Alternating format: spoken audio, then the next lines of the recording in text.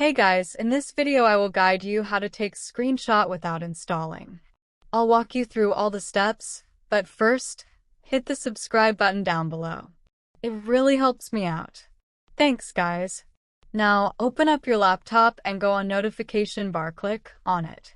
Here is some tools. Just here is the screen snip. Just click on it.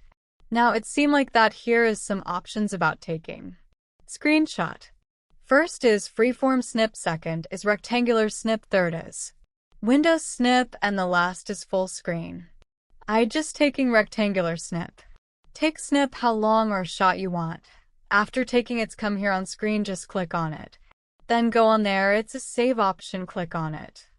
Now select folder in which you want to save your screenshot. I select this one and now it's saved. Let's check it's saved or not. Open File Explorer, go in Downloads, here you can see it's saved. I hope you like my video. If you have any question, just comment down below and you're good to go.